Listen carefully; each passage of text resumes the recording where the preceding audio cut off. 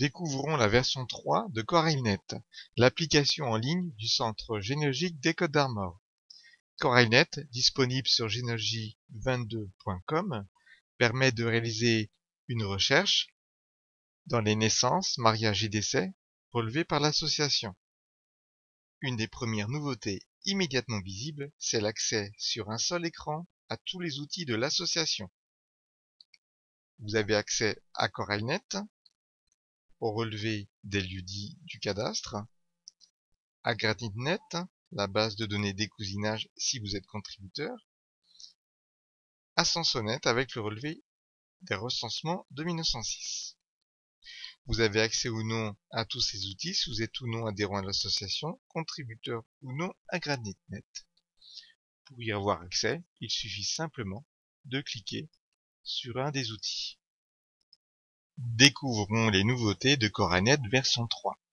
On va donc cliquer ici sur naissance, mariage, décès, et vous voyez ici une nouvelle recherche par naissance, mariage et décès ensemble. On va commencer ici par les naissances. Vous avez d'abord ici les options de recherche. Cette zone est la même pour les mariages, les décès, naissance, mariage et décès. Ici par exemple, vous allez d'abord choisir soit une commune, soit un canton. Une des nouveautés maintenant, c'est l'arrondissement. Vous cliquez simplement ici, soit vous utilisez le curseur, ou vous tapez par exemple Ploua pour arriver directement à la commune. En dessous, toutes les communes disponibles. Vous allez trouver les cantons, Bégard, Belle-Île, Bourg-Briac, etc. Et maintenant, vous avez accès aux arrondissements, ce qui va permettre d'augmenter encore la zone de recherche. Et toujours le département. Ensuite, ici, vous avez les recherches spéciales. Un clic ici va vous permettre de rechercher soit dans la commune désirée, de compter les actes de naissance par année d'une commune, afin de savoir si tout est relevé, ou s'il y a un trou dans le relevé. Vous allez pouvoir aussi, ça c'est une des nouveautés, rechercher dans un rayon autour de la commune ou du canton. Donc par exemple, si je recherche dans la commune de Ploua, je vais pouvoir faire ici une recherche dans un rayon de 10 km. Ce qui est intéressant pour les communes qui se trouvent à la limite d'un arrondissement ou d'un canton. Ici, je vais pouvoir bien sûr limiter en années. Tous ces outils vont vous permettre de limiter vos recherches. C'est très conseillé afin de pouvoir avoir des résultats intéressants. Donc là, effectivement, je peux mettre entre 1700 et 1720. Par défaut, c'est toujours la recherche par variante orthographique et ou de joker qui vous permettra de trouver avec les différentes orthographes. Vous pouvez faire une recherche stricte sur le nom en utilisant les jokers, c'est-à-dire l'étoile. Et ici, vous avez une des nouveautés, la recherche par la méthode du Sondex, que l'on verra un peu plus tard. Bien sûr, vous avez toujours ici le nom écarté. En dessous, vous avez les rubriques spécifiques de recherche pour chaque type d'acte. Les naissances, les mariages, les décès, la recherche dans tous les actes. En dessous, vous avez des options. Ici, dans les naissances, mariages, des essais, vous avez des options pour réaliser des cartes. Que ce soit dans les décès, les mariages ou les naissances, vous avez des recherches avancées. Ici, par exemple, pour les naissances, vous allez pouvoir chercher un nom ou un prénom sur les parrains-marraines. Ici, faire des recherches dans la profession des parents ou dans tous les champs disponibles, dans les commentaires que l'on met en saisie des actes. Pour les mariages, recherche avancée, là aussi donc recherche sur les parents des époux, une recherche ici sur la commune d'origine du mari, de l'épouse, faire une recherche sur un précédent conjoint, donc je veux chercher un Jean Martin veuf de Marie Gégou pour voir s'il s'est déjà marié. Et bien là, je vais pouvoir mettre son précédent conjoint. Je peux faire une recherche sur les professions des époux, des parents des époux, une recherche sur les témoins ou tous les champs disponibles. Par exemple, si je cherche des sabotiers, eh bien, je vais taper ici sabotier afin de voir si ça apparaît dans une des rubriques. Et il trouvera toutes les personnes où la mention sabotier apparaît. Ou meunier par exemple, ce qui est très intéressant pour toutes les professions qui bougent énormément.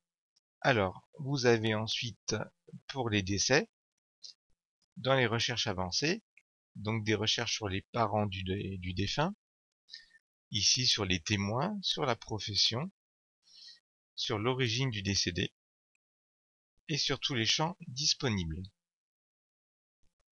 Pour éviter la surcharge lors des recherches, des limitations sont mises en place.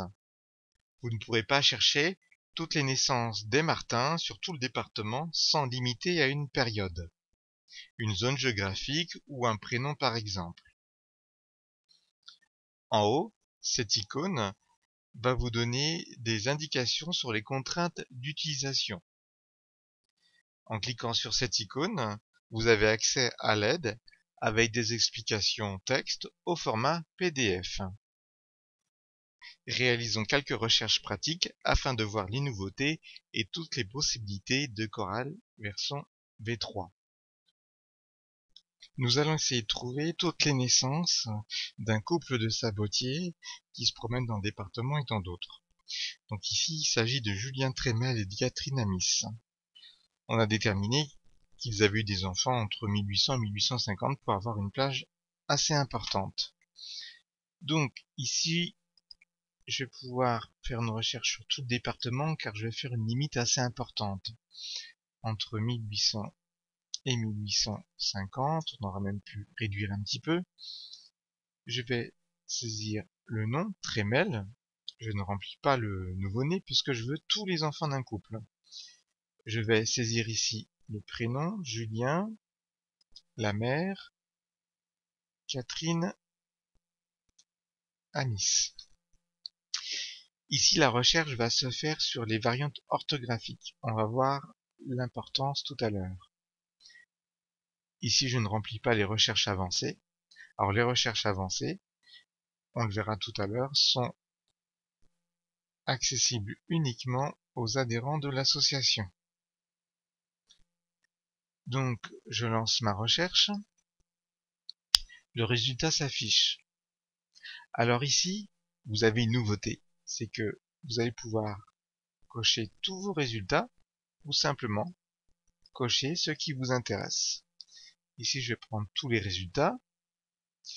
Je sélectionne les réponses, je valide. Je vais donc avoir ici 3 points d'enlever sur Geniabank.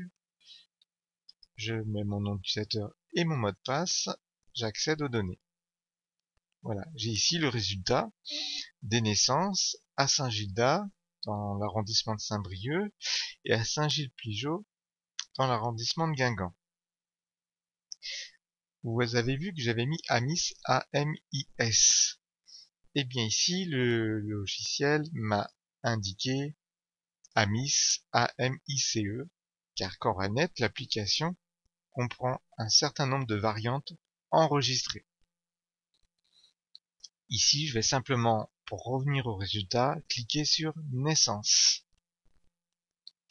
Si j'avais fait une simple recherche stricte, c'est-à-dire sans variante orthographique, eh bien en lançant la recherche, il m'aurait indiqué ici, voilà, je n'ai pas de résultat. Par contre, comme j'ai des doutes sur le nom Amis, j'aurais pu mettre une étoile ici pour rechercher Ami, et toutes les différences après, je lance ma recherche. Voilà, ici mes 3 résultats apparaissent. La recherche par variante, ici orthographique, va m'éviter de mettre des étoiles. Toujours dans la recherche des sabotiers, on va rechercher dans la commune de Maël-Pestivien la présence de sabotiers, ici entre 1700 et 1750. Je vais utiliser cette partie de recherche inventée qui est limitée aux adhérents de l'association. Je vais mettre Sabotier et je vais lancer ma recherche. L'application recherche dans tous les commentaires où il y a mention de Sabotier, qui a été notée bien sûr parce qu'elle est indiquée dans l'acte. Ici effectivement j'ai une naissance en 1737 d'un René Lucas. Je vais pouvoir effectivement valider mon acte et le sélectionner. Voilà, afin de voir ici que René Lucas, fils d'Henri Lucas et d'Hélène Moi, et bien ici j'ai la mention Sabotier puisque les parents étaient Sabotier. Une des autres nouveautés, c'est le lien vers la salle virtuelle, qui sera réservé aux adhérents de l'association. Ce lien vers la salle virtuelle va se mettre en place petit à petit au fur et à mesure que l'indexation des communes sera faite par les adhérents de l'association. Donc, on va ici rechercher dans la commune de l'Antique, entre 1800 et 1850, des égouts. Je lance ma recherche, j'ai les 3 résultats possibles. Ici, bien, je vais choisir de voir les 3 résultats. Je sélectionne, je valide mes points, 2 points Généabanque, je clique sur naissance, car je veux bien voir les 3, donc je vais faire toutes. Voilà, je valide bien mes 3 points. Je mets mon code Généabanque et je confirme. Vous avez le résultat ici qui s'affiche, avec ici un lien, voir l'année naissance 1827, 1832, 1835. Et bien ce lien va vous permettre d'accéder directement à l'année 1835, au début de l'année, dans la salle virtuelle des archives départementales des Côtes-d'Armor. Donc ici c'est le 16 août 1835, donc je clique, j'accepte les conditions, voilà, j'accède directement à la première page de l'année 1835. Dans les mariages ou les décès, vous aurez les mêmes fonctions de recherche, notamment en zone avancée, en mariage. Comme on l'a dit tout à l'heure, n'hésitez pas à aller voir toutes les possibilités ici, dans les recherches avancées, si vous êtes adhérent à l'association. L'autre grosse nouveauté, donc, c'est la recherche dans les naissances, mariages et décès sur le même écran.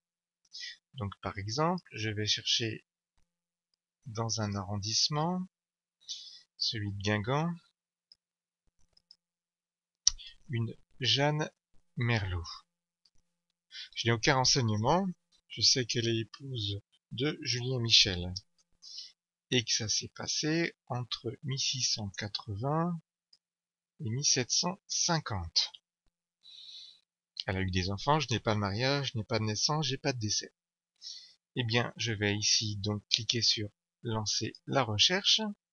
Le logiciel ici va m'indiquer tout de suite, immédiatement, eh bien, j'ai une naissance en 1705 d'un Jean Merlot, en 1728 d'un Jean Merlot, d'une Jeanne Merlot, un mariage en 1711, Michel Merlot. Ah, celui-là m'intéresse, je le coche. Un décès d'un Jean Merlot, non, mais par contre, j'ai un décès à Plouagat de Jeanne Merlot. Donc je coche ici, et je sélectionne les données, comme d'habitude, je valide.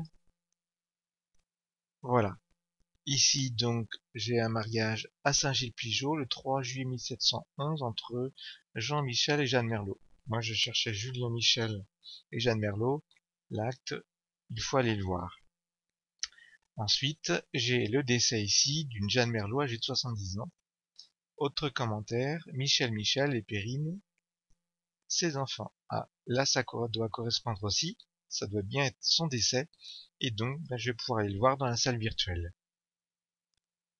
Eh bien, nous avons vu dans cette vidéo toutes les possibilités de recherche et notamment les nouveautés qui vont vous permettre de partir à la recherche de vos ancêtres en Côtes-d'Armor.